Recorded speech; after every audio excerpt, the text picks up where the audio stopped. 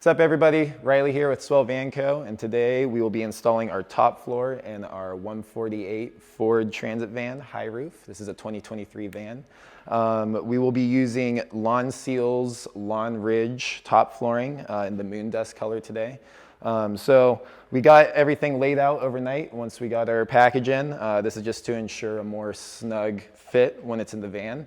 And from there, we'll go ahead and move on to our dry fitting process.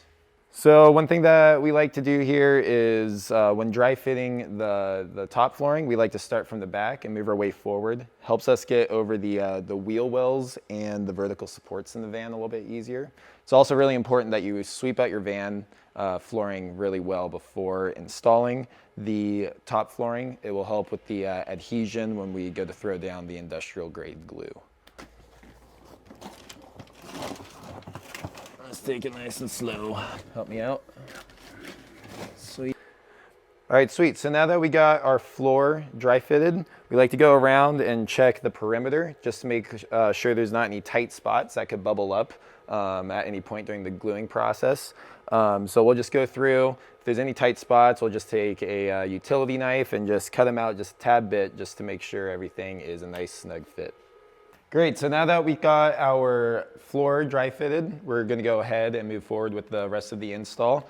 Some of the tools that you're gonna need here are a 1/32 by 1/32 by 1/16 U-trowel, a 40-pound floor roller, which helps with getting all the bubbles out of the floor once everything is adhesed down.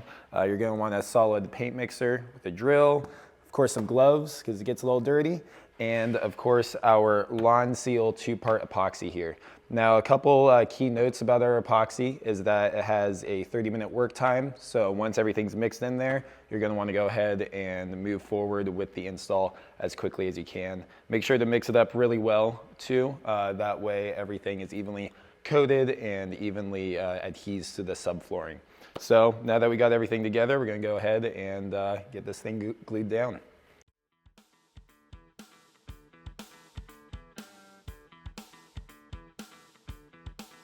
Okay. Good.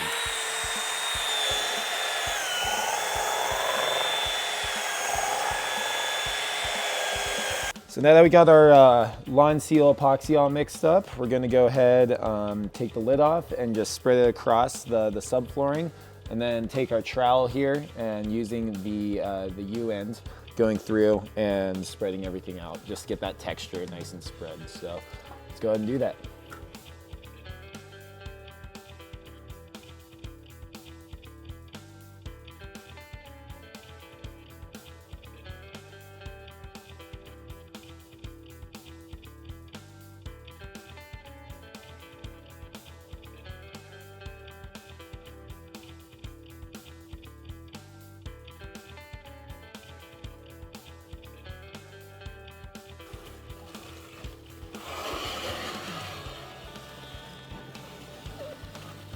Favoring this side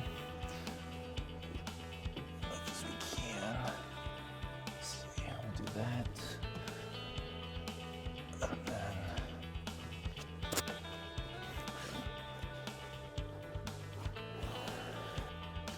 alrighty, now that we got the first front third of the Lonseal down, we went ahead and peeled it up from the back. And now we're going to go through, do another third in the middle section of the van, and then the final third in the rear section of the van.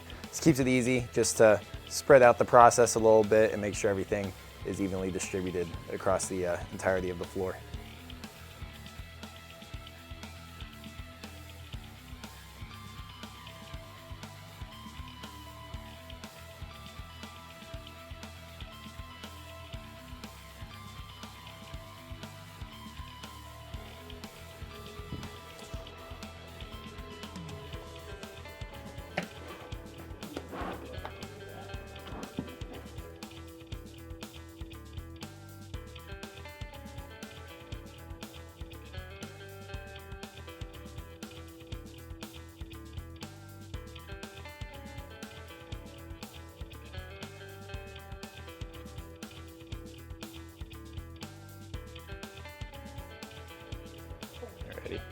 All right, now that the floor is all glued down, you go ahead and take your 40-pound floor roller and roll out everywhere along the top flooring, just to get all the bubbles out and make sure everything is nice and pressed into the glue there to ensure a good bond.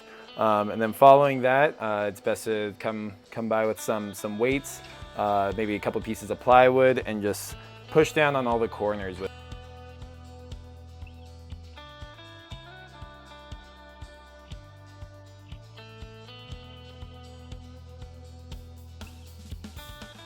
Once your floor has been sufficiently rolled out, you could go ahead and allow it to cure for 24 hours. Try not to walk on the flooring during this time, just to prevent any extra air bubbles or anything from getting in.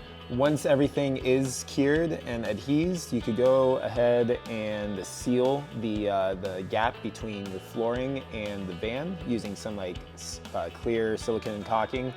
This just prevents water and moisture from getting in and compromising the subfloor. Finally, once that's complete and that's drying, you could go ahead and install your floor sills. For our vans, we got them at the main doorstep, right behind the front seats, and then in the back as well. Really nice, clean, matte finish, makes it look good. With that, we do recommend putting a small bead of that same silicone caulking between the sill and the floor. Again, just prevents moisture from getting in there and compromising any of the materials that we're using. And then, yeah, then your floor is good to go. Thanks for watching, and we'll see y'all next time.